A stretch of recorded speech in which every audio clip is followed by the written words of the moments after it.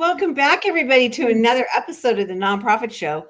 We are thrilled you're here, but we're even more thrilled to get our two friends from OneCause, Karrie Wozniak, Chief Marketing Officer, and Sarah Sebastian, Director of Corporate Communications, because we're going to talk about this thing called auctions. Ooh, nonprofit auctions. They cause a lot of consternation across our sector, but you're going to help us kind of understand what you've learned from this special report. Welcome to you both.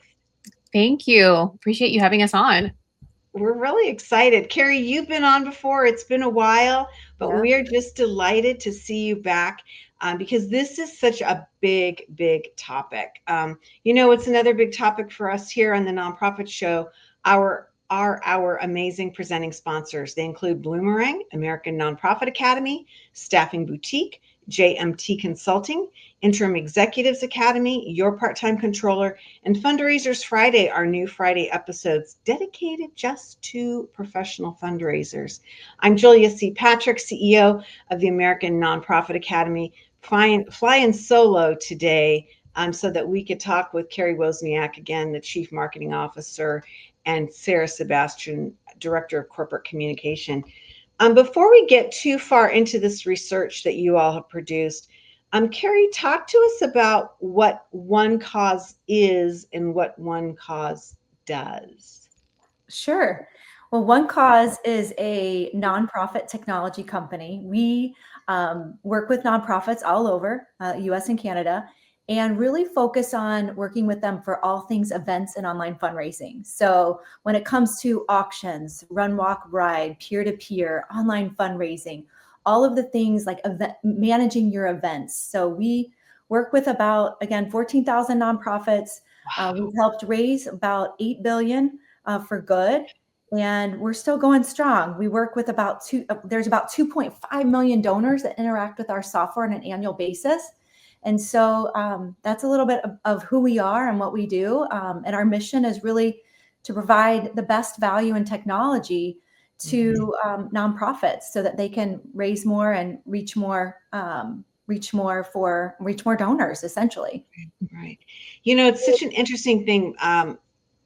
Prior to the show this morning, getting ready, I was thinking about the very first nonprofit gala that I went to, where there was some technology, and it was a very large, very important gala, and their auction had always been a big part. Their silent auction and their live auction, but the silent auction had always been a big part of the draw for their event. I mean, everybody loved what was for sale. Mm-hmm. And it was a total disaster. Oh no! Well, but I was thinking, Karrie, Yeah. I bet this was close to 15, maybe 16, 17 years ago. Sure. So it was really new. People didn't even have iPads at home, right? I mean, it was just a devastation for the organization because you could just see they were like, crap, this is not working. And now it's like snippety snap. Everybody's, much more comfortable with it. And so kudos to you and your team for, taking us along that arc and that journey so that we could all become more comfortable with it, because it has been a process.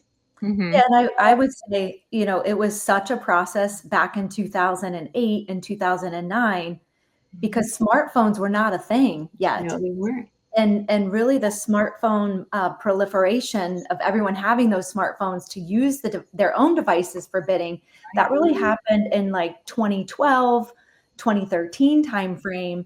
And we used to use at OneCause, we were BidPal before, we used an iPod touch device. And so we were bidding on iPods, Apple iPods. And then when the smartphone transition happened, everything was in the cloud.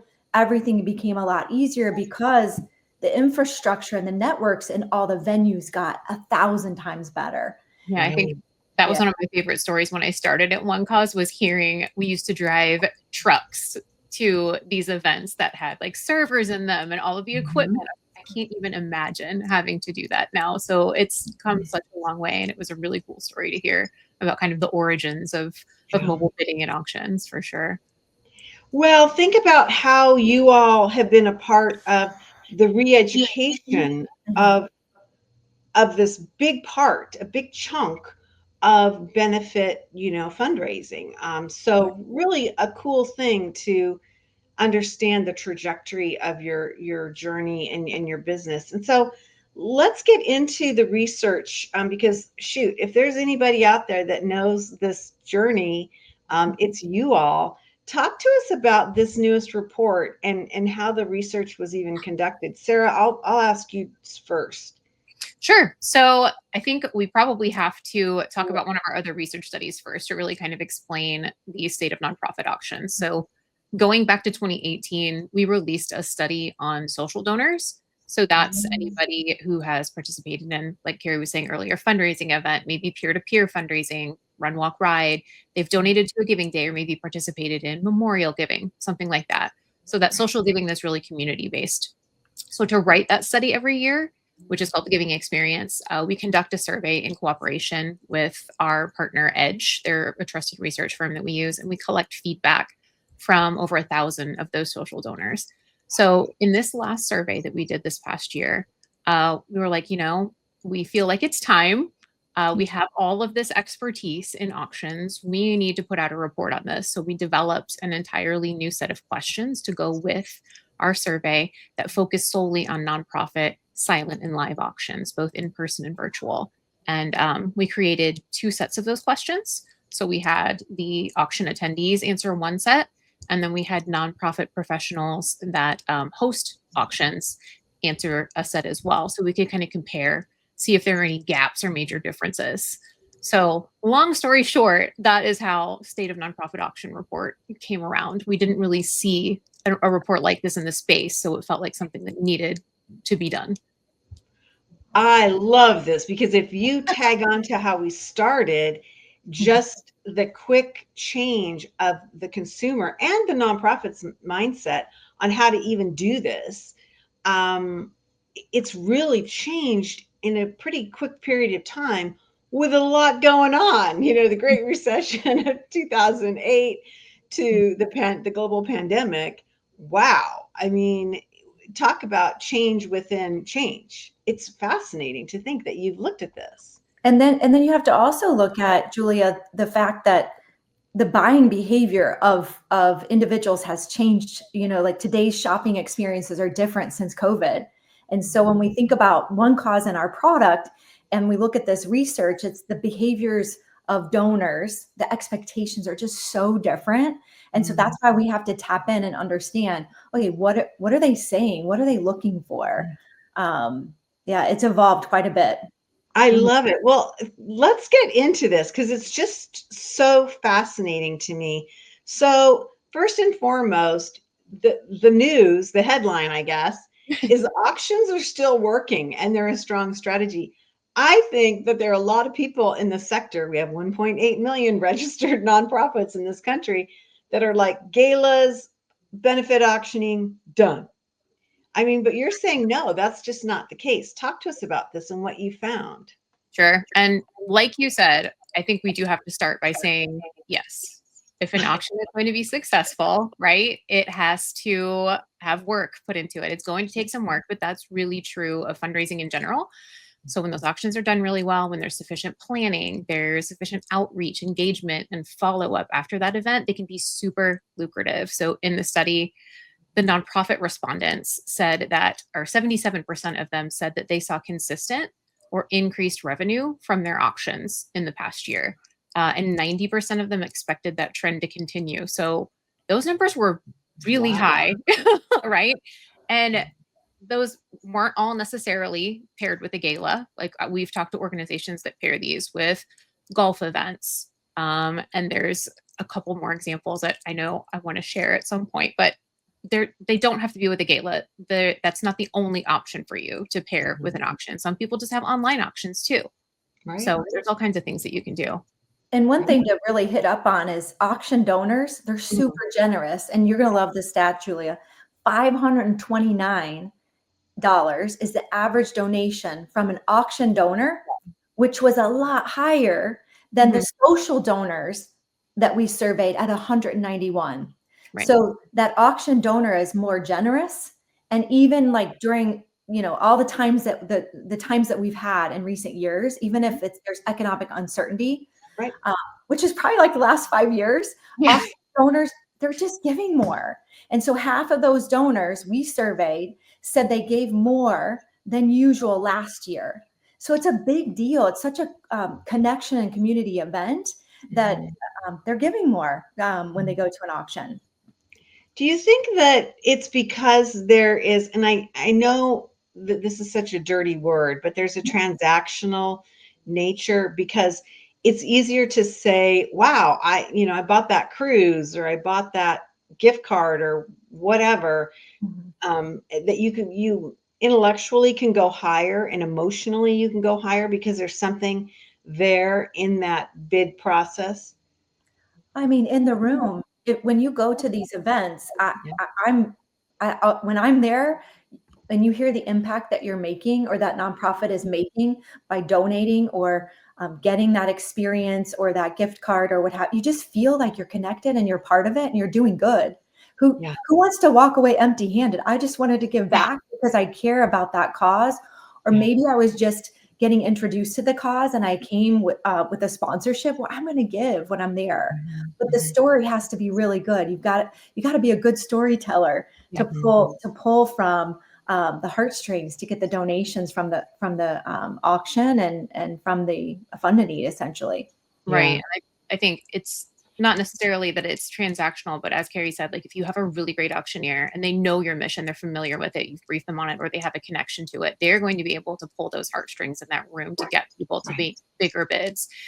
And that's one of the things that's so successful about events. I mean, psychologically speaking, if you can get in front of somebody and make that connection with them, they're going to give you more than like a connection digitally, right? That's just how our brains work. So that's part of the reason why they're so effective, especially with some of those in-person events as well. And I really appreciate that you touched on a professional benefit auctioneer, a professional who, has stage presence, and not just, somebody like the chair of the board who said, okay, I'll do it. It's like, oh, you've got to invest in this process, because there's just a tremendous difference between having that professional manage this and not manage it. So let's move on to what you found was really, causing some excitement and getting patrons and donors, prospective or existing, to really get engaged. What did you see on this? I'll go ahead, Sarah, you go ahead and take this. Okay, sure. One thing that really kind of stood out to us is how important it is to have really a good mix of those auction items. And when we got our data back, we were kind of looking at, okay, what's really going to attract people, get people excited when they're bidding, right? Oddly enough, gift cards were the most popular thing that people wanted to bid on, right? So 3% of people said that they bid on gift cards, and then not far behind. So this is kind of more what you would expect. They went for dining, they went for foodie experiences and kind of experiences in general. And then like 26%, they were interested in those big travel packages that kind of pop up. Then there were some sports and entertainment tickets, things like that, that kind of trailed right after that. So it's not really necessarily putting up the priciest items up for grabs. It's having a variety that kind of all budgets can participate in. They're there for your mission, and you want to make sure that you're kind of meeting the needs of everyone in your audience, right? Yeah, you're there to make money, but there are a broad range of incomes that are attending these events. And something we did find kind of surprising, because Julia, you probably know, stereotypically, the stereotypical thing in your mind, you think about an auction, at least me, I think about artwork, rare collectibles, right?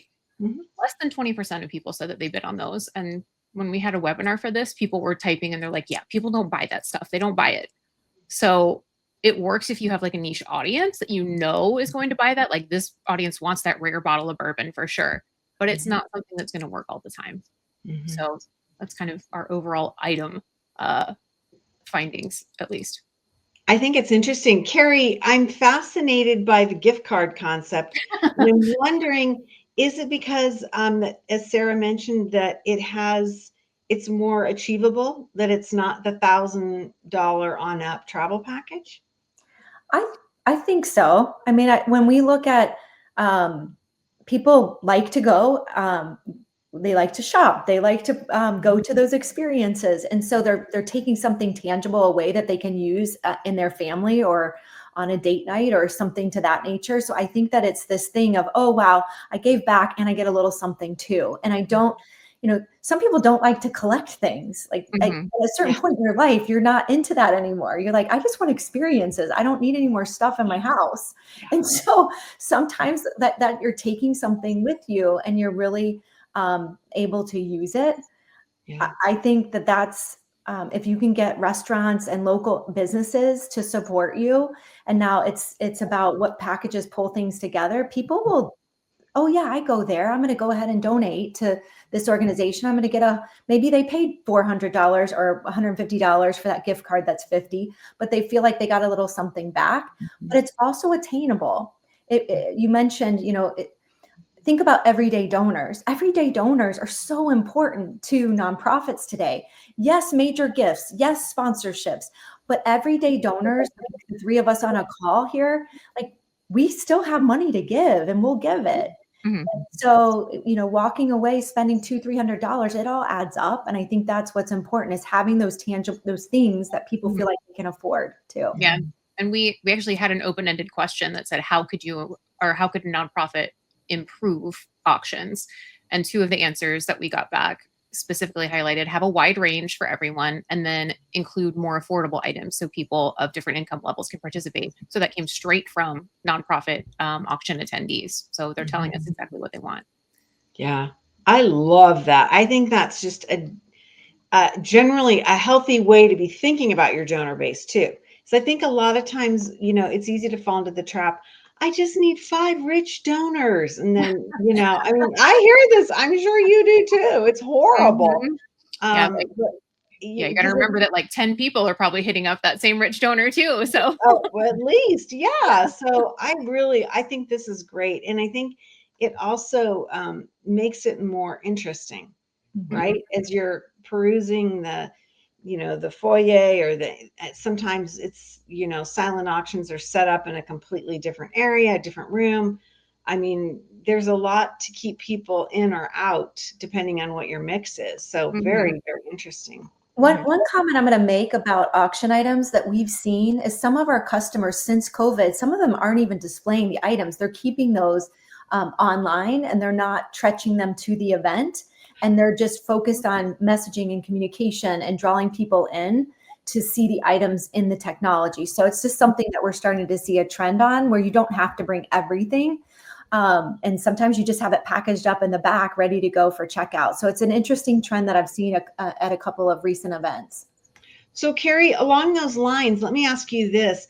How do you feel about having auctions that are accessible to people that aren't at the gala?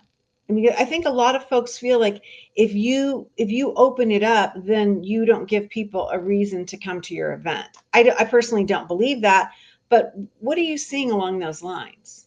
Yeah, I personally don't believe that either, but I have heard that frequently from different, very large organizations, medium-sized, small organizations. No, we have to have them pay for a ticket to come, and then they get to bid and see the items. Since COVID, I would say things have continued to evolve and change in that perspective, because they know the access is so much larger that not everyone can afford to come, but they can afford to give. And so you've got this community of donors that will come and will attend, and what they want to see each other, right? They want to connect and they want to hear the mission. But there are certain people that may be more introverted, and they still want to give. And so you reach them too. So I think this is something where we're continuing to evolve it. And there are varying opinions out there for many, many fundraisers. I'm a fan of it because you expand your reach pretty significantly. But you have to do it with grace. You could decide, hey, we're going to charge $25 for a virtual ticket, or you could put a price point on a virtual ticket if you wanted. Interesting. Yeah. So yeah, I don't know, Sarah, what about you? I'm all on board for having a virtual option. You said they tend to be more introverted. Of course, I pointed to myself. Like, if there's an option for me to probably bid from home, unless it's a cause where I'm like, I have to be there, like that may be one event a year that I actually want to go to, I'm going to go to the virtual option for sure. Find something I want to buy and make my contribution. And I don't necessarily need to see the program. If it's like something that I'm familiar with, I know a lot of folks say, oh my gosh, it's so much work to do a hybrid program. You don't always have to have one. I mean, if you do have a really big event, you want to do that hybrid event, work with an event planning company to do that. So you do it well. They keep the audience engaged in the room and at home. But for me, I don't necessarily need to see it. I just wanted to do some good. Yeah. Let's talk about the long-term benefits of auctions. I feel like a lot of times it's the sense of, and it's reality, that it's the 500 to 1,000 people in the room, and then the minute it's over, the lights come up, it's done, right? But what do you see, and what did your research kind of draw that? How did your research draw that conclusion that this might have some long-term impact? Sarah, Karrie, I'm sorry, Karrie. One of the most important things that we found is that long-term potential is pretty big. Yeah. And when we think about the belief that's out there that you just said is that there's these big one-time pushes for money. Yeah, they do take effort, but that's why people are questioning if they're worth it. But the data says that 82% of the attendees, they said they'd come to another event. Now, these are auction attendee donors, and this is of all demographics. And this is an outside study, right? And so 82% said they'd come to another event, which is big, and 83%, which is the most alarming stat, and the reason why Sarah and I feel so confident in sharing this research and this data, said they become annual donors. So if you're okay, they're going to come back. 82% are going to come back, and 83% said they become annual donors. How about that? We're always looking for more annual donors. Yeah. And then the last stat two more stats to share in this area is that 64% said they'd give monthly. Yep. Who's not looking for recurring monthly donors? That's big. And then 91% of them said they'd make a one-time gift within the year after that event. So you've got some pretty big stats to really say what we've found is pretty powerful.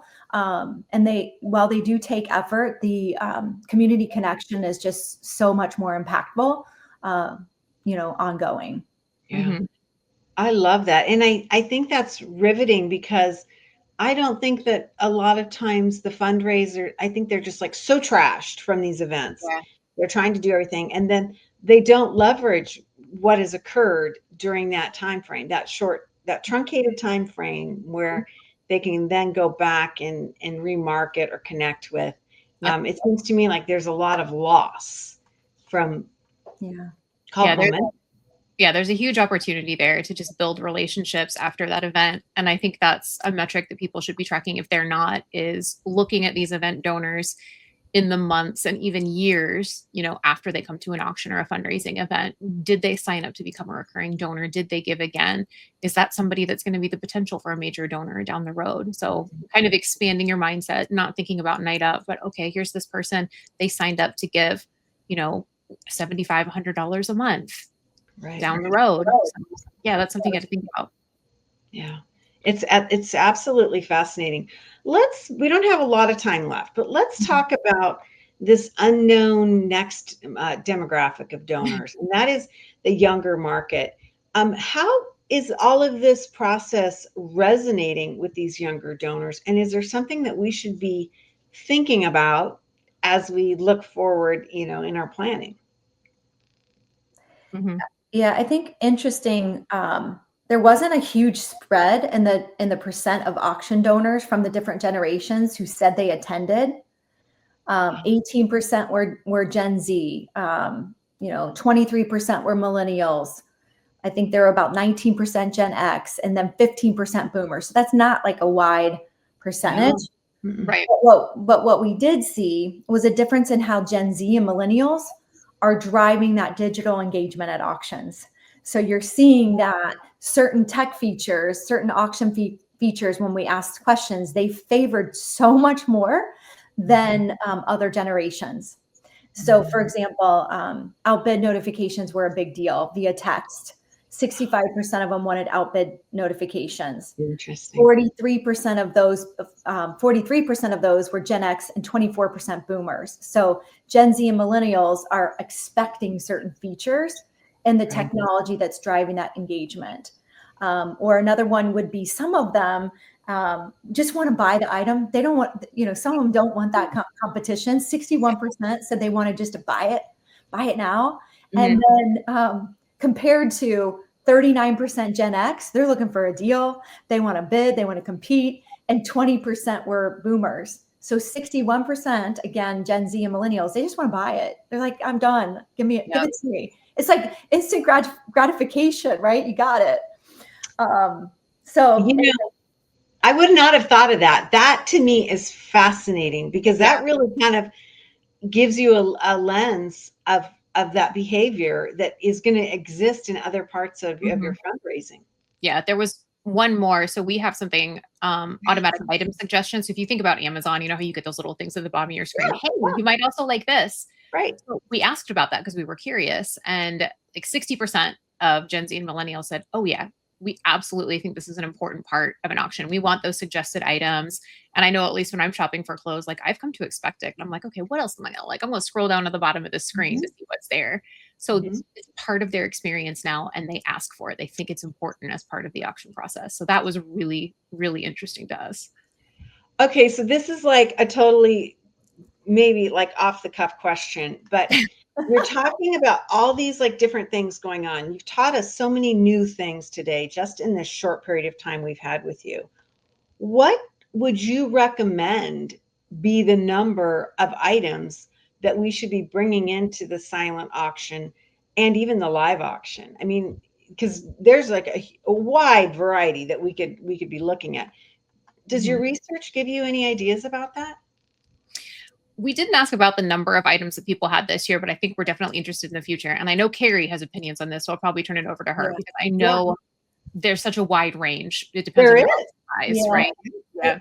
It really depends on the size of your event and how many people that you're expecting to be there, right? And so when we look at data from the last year within OneCause, within our platform, the average auction is about 64 items in that auction. And then, you should be getting 5 to 6 bids per item, and then raising well over 120% to value. So if you're using a technology platform, that's my recommendation. But the number of items really depends on the number of people that are coming and how many that can bid. And so you really have to understand your donor base and what works for your organization. But your auction items, thinking of those gift cards and those experiences, making sure you have a wide variety that people feel like they can afford. And then have your nice, if you've got some of those live auction, those travel packages from those, from companies that do sell those that have really unique experiences, you can tap into that. And, that can be, 10, 12 live auction items, depending on what those experiences are. But when you're sitting and there's 30 live auction items, that is so long to be sitting. I would never recommend that, but it really is based on what does your audience makeup look like, and what's the tolerance for how long you do the live auction. And then you also have to fit in, and I know auctioneers have a lot of advice on this, you also have to fit in, what does that fund a need look like? Because those are your donations. And recently I worked with a foundation and we incorporated the fund a need for the first time, and it was phenomenal. And that was with the help of an auctioneer. So highly recommend, like, what's the mix of the fundraising at the event, so you have a wide variety for everyone. Yeah. Well, ladies, this has been amazing, and really, I'm just thrilled that you came on to share this this information, because this is just one of those things that's such a sticking point in conversation right now, and you've really helped everybody to understand how and why you need to rethink this. It has been fabulous to have Karrie Wozniak, Chief Marketing Officer of OneCause, and Sarah Sebastian, Director of Corporate Communication from OneCause. You can go to onecause.com and learn more about what OneCause does, and then access the State of Nonprofit Auctions report. It's a fascinating look into how the impact is different and the same between the donor and the organization. I think that's riveting that you chose to do both sides. Good job. Thank you. Thank you. Yeah, it's been a lot of fun. Hey, we have a lot of fun with our sponsors here daily, and they include Bloomerang, American Nonprofit Academy, Staffing Boutique, JMT Consulting, Interim Executives Academy, Your Part-Time Controller, and Fundraisers Friday. These are the folks that join us day in and day out. We've now produced more than 1,300 episodes, and we are in our 6th year of broadcasting and podcasting. So thanks to the support that we get day in and day out. Ladies, we end each and every episode with this mantra, and we have from the beginning, and it means different things to me every day. And today it means something yet again differently. And it goes like this: to stay well so you can do well. Thanks. We'll see you again.